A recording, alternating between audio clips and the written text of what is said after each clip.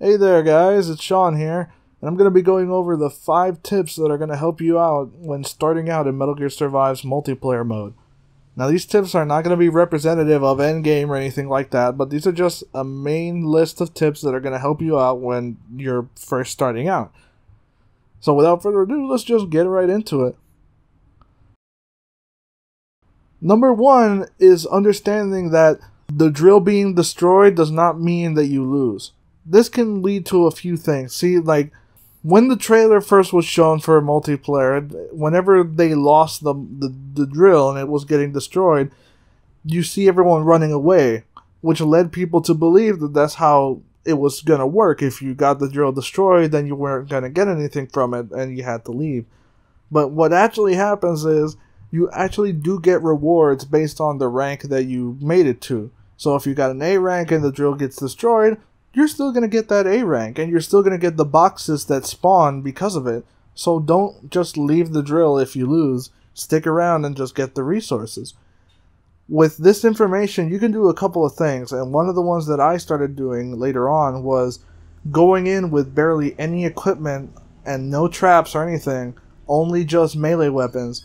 And all I did was just collect everything that wasn't nailed down and just survive as long as I could with the drill, with just melee only and no defenses.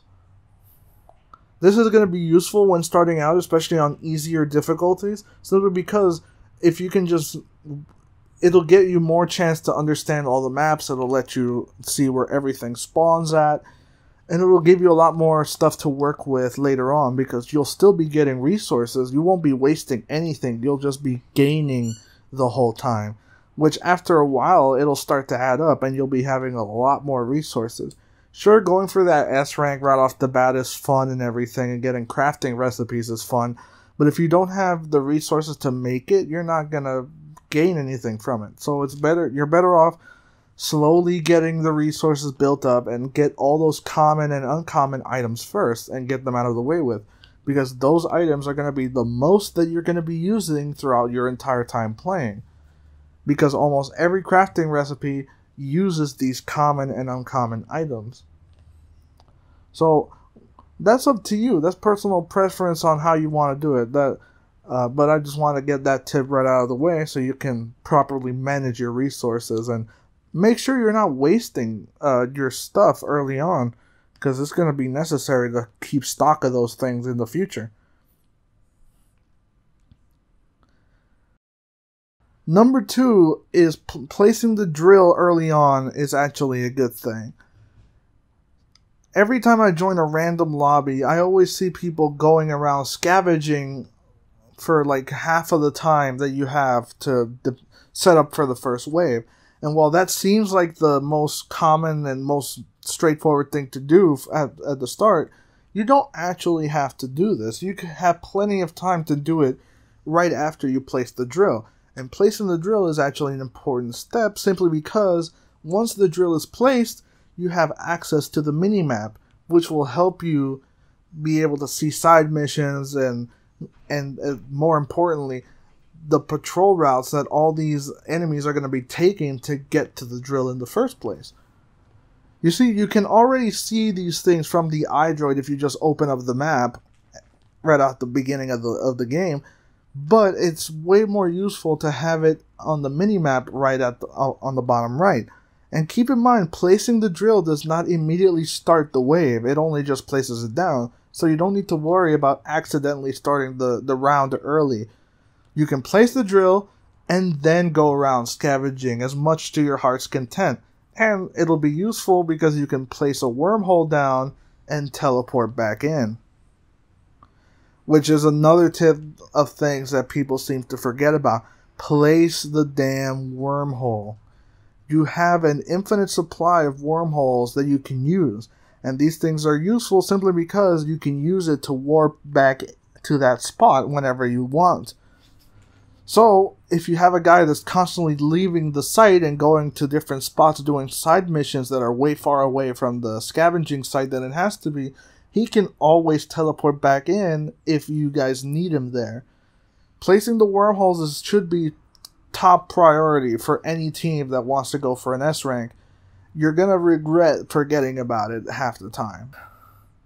Number 4 is managing iris energy and the drill. This one is the most obvious and the easiest to learn, but it takes people a while because every beta game that I've ever played has had people forget or not know that you can speed up the drill. So, speeding up the drill is the main way to get to an S rank. You have to do it for the most part. There is no way around it. You have to keep doing it. And also, during side missions, whenever they spawn, they'll be dropping iris energy as well, which is another method to getting an S rank. So you have to keep tabs on all these things. You have to keep an eye on the drill, and you also have to do side missions and search around for iris energy, which is why in the previous tips, setting up those wormholes and knowing the patrol routes of the enemies is going to be very important, because once you have all that stuff set up, you can plan accordingly and distribute everything. But the main thing that people forget about is the drill. So the way you go up to the drill is you press the action button and speed it up through the menu. The way you get energy is by defeating enemies, of course, and by gathering these tufts of Kuban energy that are sticking out of the ground. They look like little flowers, basically, little crystal flowers. And they're really easy to spot. Once you play the game enough, you'll be seeing them everywhere, and they're going to be very useful for the first wave, which is why placing the drill and seeing where everything is going to be very useful later on. You can use that opportunity to really scavenge around and get all that extra energy that you're going to probably need for later on. And the 5th and final tip, and this one is another one that I'm surprised not a lot of people understand, is that do not place that close to the drill your items and defensive materials, unless it's absolutely necessary. Most people want to defend within the confines of a base or whatever to get the most security out of it, but that's actually going to ruin you more than help you later on. Simply because the red ring around the drill, whatever is inside it will immediately get destroyed once the wave ends. And the ring keeps getting bigger and bigger as the waves go on. So it is important to keep all your defensive items as far away from that potential ring as much as possible. So you can actually put traps far away and even under direct enemy spawn points if you want to be specific. And at least with that strategy, they'll probably last the entire game and not get destroyed, depending on the type of platform that you're using, obviously.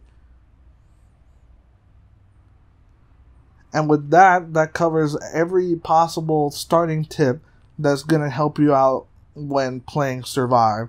Obviously, there's a lot more stuff that you can do. There's a lot you can combine with traps and stuff in general. But that's going to be more of it for like mid-game stuff that you can do, like maximizing certain like items, and especially for end-game, like what are the best crafting recipes and stuff like that.